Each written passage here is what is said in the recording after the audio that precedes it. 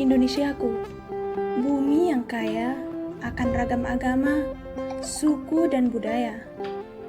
Menjadi negara yang majemuk dan terbukti dari berbagai diferensiasi ada di dalamnya.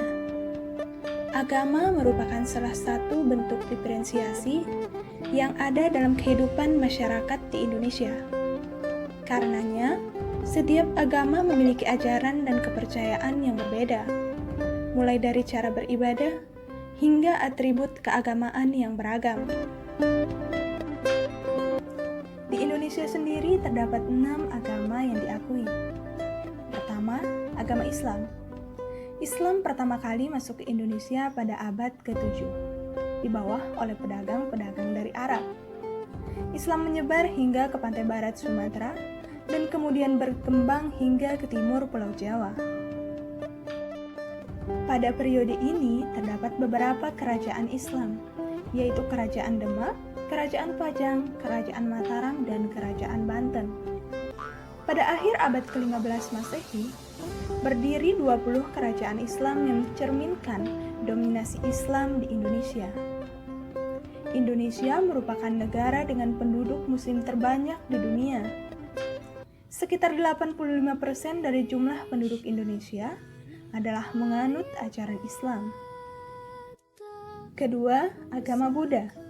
Buddha merupakan agama tertua kedua di Indonesia. Tiba di Indonesia sekitar abad ke-6 Masehi. Sejarah Buddha di Indonesia berhubungan erat dengan sejarah agama Hindu. Sejumlah kerajaan Buddha telah dibangun sekitar periode yang sama, seperti Kerajaan Sailendra, Kerajaan Sriwijaya, dan Kerajaan Mataram. Kedatangan agama Buddha telah dimulai dengan aktivitas perdagangan, mulai pada awal abad pertama melalui jalur sutra antara India dan Indonesia. Sejumlah warisan Buddha dapat ditemukan di Indonesia, seperti Candi Borobudur, patung, atau prasasti dari sejumlah sejarah kerajaan Buddha yang lebih awal. Ketiga, agama Hindu.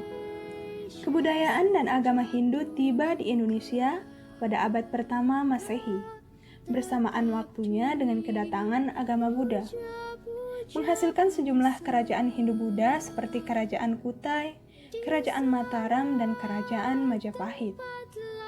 Candi Prambanan adalah kuil Hindu yang pertama dibangun semasa Kerajaan Majapahit, tepatnya pada masa dinasti Sanjaya.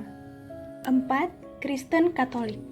Kristen Katolik dibawa masuk ke Indonesia oleh bangsa Portugis, khususnya di Pulau Flores dan Timor. Agama Katolik untuk pertama kalinya masuk ke Indonesia pada bagian pertama abad ke-7. Pada abad ke-16, Portugis dan Spanyol mulai memperluas pengaruhnya di Manado dan kawasan Minahasa, hingga mencapai Flores dan Timor. Agama Katolik mulai berkembang di Jawa Tengah ketika Frans van Lith menetap di Muntilan pada tahun 1896 dan menyebarkan iman Katolik kepada rakyat setempat. 5. Kristen Protestan. Kristen Protestan pertama kali diperkenalkan oleh bangsa Belanda pada abad ke-16 Masehi dengan pengaruh ajaran Calvinis dan Lutheran. Wilayah penganut animisme di wilayah Indonesia bagian timur dan bagian lain merupakan tujuan utama orang-orang Belanda, termasuk Maluku, Nusa Tenggara, Papua, dan Kalimantan. Kemudian Kristen menyebar melalui pelabuhan pantai Borneo. 6. Konghucu. Pada tahun 1965, Soekarno mengeluarkan sebuah keputusan presiden bahwa agama resmi di Indonesia bertambah menjadi 6 dan termasuklah Konghucu. Pada awal tahun 1961, Asosiasi Kungchiau Hui Indonesia atau PKCHI merupakan suatu organisasi Konghucu mengumumkan bahwa aliran Konghucu merupakan suatu agama dan Konfusius adalah nabi mereka. Tahun 1967, pada masa Orde Baru di bawah pemerintahan Soeharto, perundang-undangan anti-Tiongkok telah diberlakukan. Semua dilaksanakan demi keuntungan, dukungan politik dari orang-orang terutama setelah kejatuhan PKI, yang diklaim telah didukung oleh Tiongkok. Soeharto mengeluarkan instruksi presiden mengenai kultur Tionghoa. Peribadatan perayaan Tionghoa serta menghimbau orang Tionghoa untuk mengubah nama asli mereka. Setelah Reformasi Indonesia tahun 1998, ketika kejatuhan Presiden Soeharto, Abdurrahman Wahid dipilih menjadi presiden yang keempat. Kemudian mencabut instruksi presiden dan keputusan Menteri Dalam Negeri tahun 1978. Agama Konghucu kini secara resmi dianggap sebagai agama di Indonesia. Kultur Tionghoa dan semua yang terkait dengan aktivitas Tionghoa kini diizinkan untuk dipraktekkan. Warga Tionghoa Indonesia dan pemeluk Konghucu kini dibebaskan untuk melaksanakan ajaran dan tradisi mereka. Itulah beberapa agama yang diakui di Indonesia hingga saat ini. Dengan beragamnya agama, suku, adat, dan budaya di Indonesia, hendaknya tidak membuat kita menjadi terpecah.